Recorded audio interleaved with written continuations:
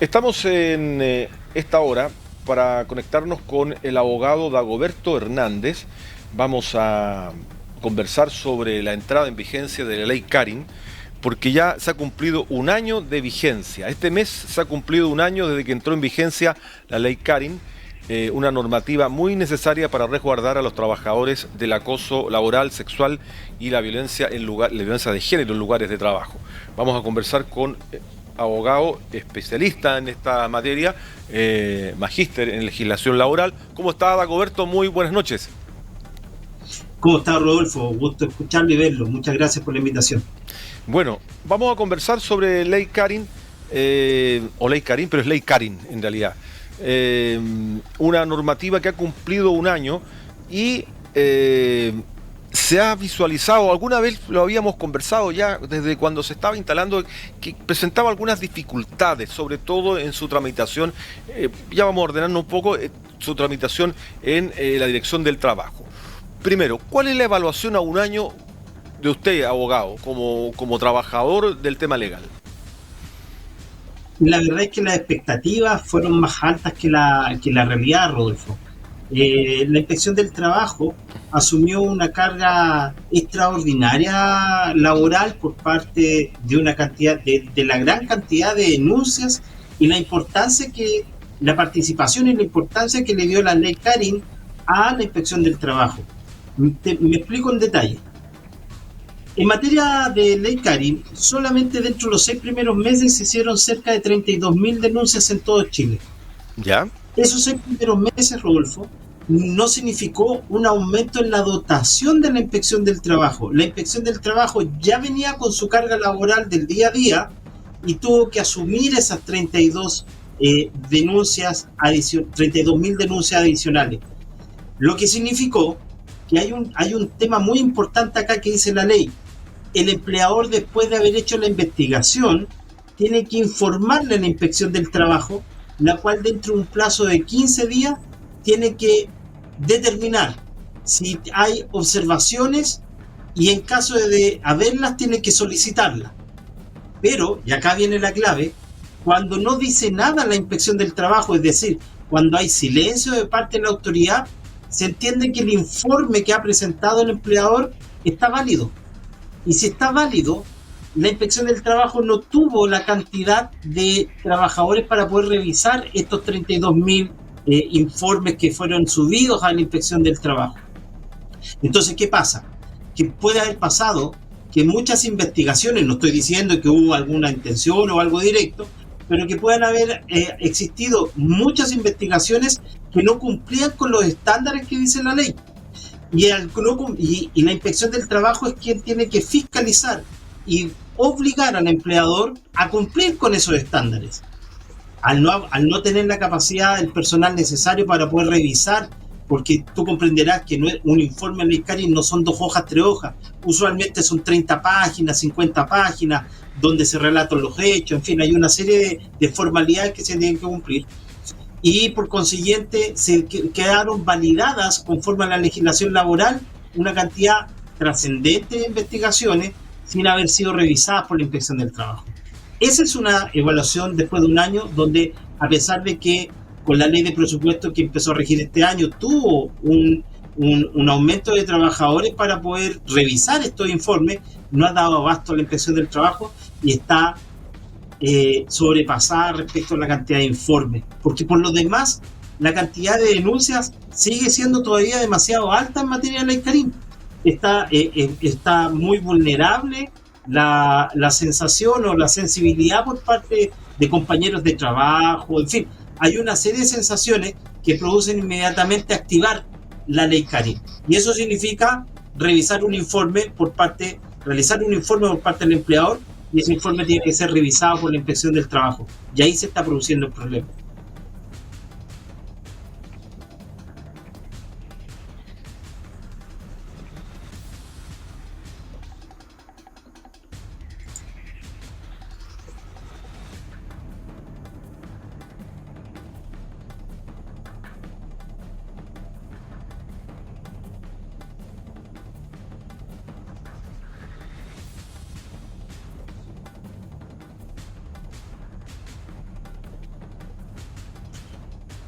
Rodolfo, no le estoy escuchando.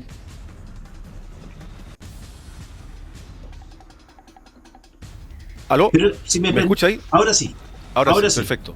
Ahora, mi pregunta tenía que ver con dos temas. Uno, primero, la interpretación de la ley, y segundo, cómo se aborda desde el punto de vista de la aplicación de la ley.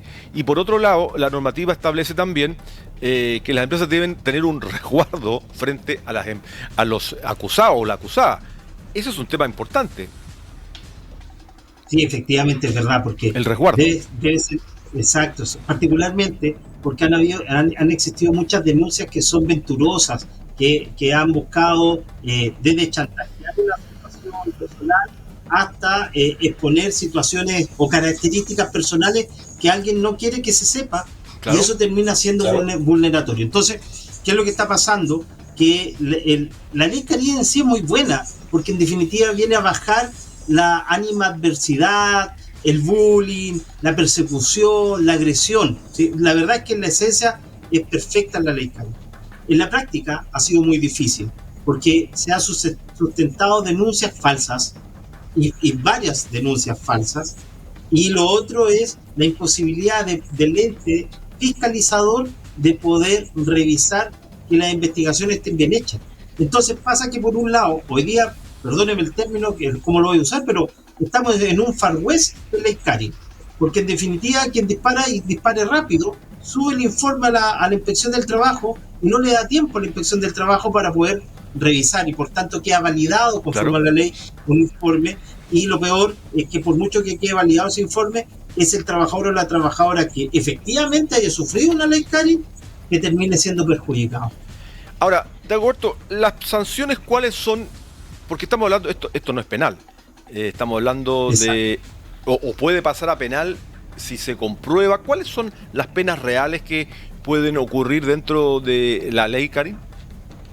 Nosotros como estudios jurídicos, para poder implementar la ley Carín, cualquier empresa tiene que tener incorporado dentro de su reglamento interno el protocolo donde se denuncia, los plazos de denuncia, la formalidad de la denuncia, todo tiene que estar ordenadamente en su reglamento interno de orden, higiene y seguridad. Esa es tu ley interna, por así decirlo. Pero lo segundo es que el protocolo y el procedimiento tiene que estar estructurado, el canal de comunicación, cómo hacer la denuncia.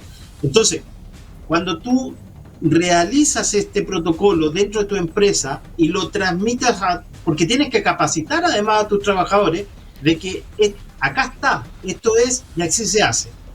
Entonces, cuando se produce en esas circunstancias, las sanciones pueden ir desde una amonestación al denunciante, incluso al denunciante cuando esa denuncia es falsa. ¿Ya? Perdón, me traba. Pero si esa denuncia es falsa, el denunciante puede estar despedido por incumplimiento grave de obligaciones contractuales. Toma un poquito de agua, Dagoberto. Toma un poquito de agua para que no se nos atragan. A mí me pasa lo mismo, no es broma, a mí me pasa lo mismo todos los días, me da una alergia y aquí por lo menos me cortan el micrófono y yo puedo toser tranquilo. Así que no crea que ese es un problema para todos. Volviendo al tema central, uno de las notificaciones, otro de generar un clima en donde las personas estén apartadas, ya sea cual haya sido la causa de haber acusado a la persona. Ahora, ¿cómo sé yo que me han acusado? Me llega alguien me llama dentro de la jefatura de mi trabajo, yo veo algún lugar donde está implementado mi nombre. ¿Cómo sé finalmente? Es estresante esa situación, Rodolfo, ¿Ya? porque la verdad que nadie te puede asegurar que hoy en día alguien esté realizando una denuncia por ley Carín en tu contra. Ya. Solamente te vas a enterar cuando te dicen, oiga, ¿sabe qué? O no se tiene que acercar a tal persona, o va a ocupar permiso con goce de sueldo, pero no venga durante esta semana, o haga teletrabajo. Entonces, en ese sentido, la ley Carín es perjudicial para quien recibe la denuncia, sobre todo si después del proceso de investigación se descubre que esa denuncia ha sido falsa, sin fundamento, falsa. Claro. Entonces, ¿qué hacemos con esa persona? Tú recién algo dijiste.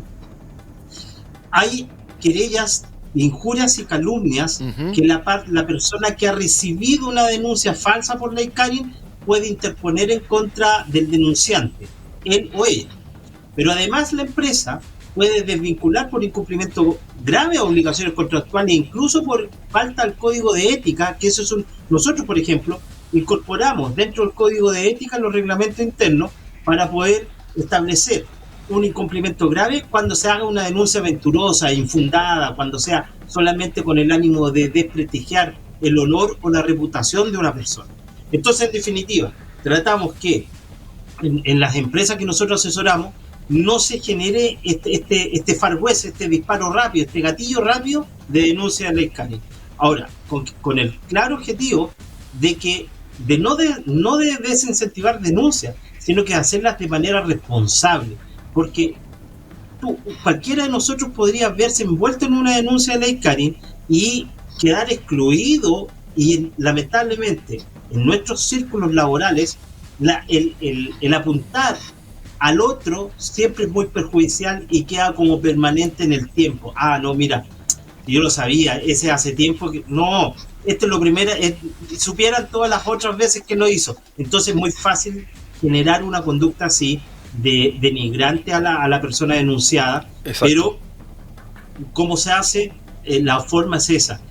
O desvincular al trabajador por incumplimiento grave de sus obligaciones contractuales, o presentar querella por injuria y calumnia y pedir disculpas públicas en el trabajo y en medio de comunicación. Claro. Ahora, la pregunta clave tiene que ver ¿cuándo es ley Karin? Estamos hablando de acoso laboral, ¿cierto? Porque es muy fino. ¿Cuándo sé que puedo o está calificada la denuncia como ley Karin? ¿En qué caso así como concreto? Maltrato, gritos de un jefe a una persona. ¿Qué es lo que es el acoso? Porque hay distintas formas de acoso. La ley determina ejemplos muy claros, pero los determina no solamente dentro del ámbito laboral, entre compañeros y compañeras de trabajo, sino que también con terceros. ¿Ya? Regula 3 cosas: acoso sexual, acoso laboral y violencia en el trabajo. Cualquiera de estas puede ser efectuada por un compañero o compañera de trabajo, por un superior o por un subordinado o por un par también, pero también puede ser hecha por un cliente, por ejemplo un supermercado, un trabajador que esté en la caja y que le tomen la mano. Eso puede ser también denuncia de ley Karin. Ahora, así de sensible, ya. Por eso es muy grande, porque en definitiva, mire, Rodolfo, usted trabaja en la televisión. ¿Y qué pasa si yo en estos momentos lo insulto y lo agredo verbalmente? Eso significa que usted pudiera decir, ¿sabes qué? Yo quiero aplicar acá una ley Karin porque dentro de mis funciones laborales he recibido una agresión por parte de un tercero. Y eso está regulado en la ley. Y te lo da como ejemplo. La verdad es que el ejemplo es para el personal de cajas, pero se extrapola para todas las demás personas que reciben violencia o amenazas, agresiones verbales o insultos derechamente por parte de terceros. No, es realmente complejo, sobre todo la aplicación. Y como, claro, lo importante es esta herramienta valorarla, pero potenciarla, no banalizarla. Cuando digo banalizarla es porque haya denuncias que no correspondan o que sean falsas, porque al final del día pierde credibilidad la ley como tal y y su aplicación en las empresas, porque no todo es ley, no todo es aplicable a ley Karin. Por supuesto, pero lamentablemente, y por eso se tiene que presentar un proyecto de ley que modifique esta ley Karin, porque en definitiva, hoy por hoy, cualquier denuncia, el empleador está obligado a tramitarla como ley Karin.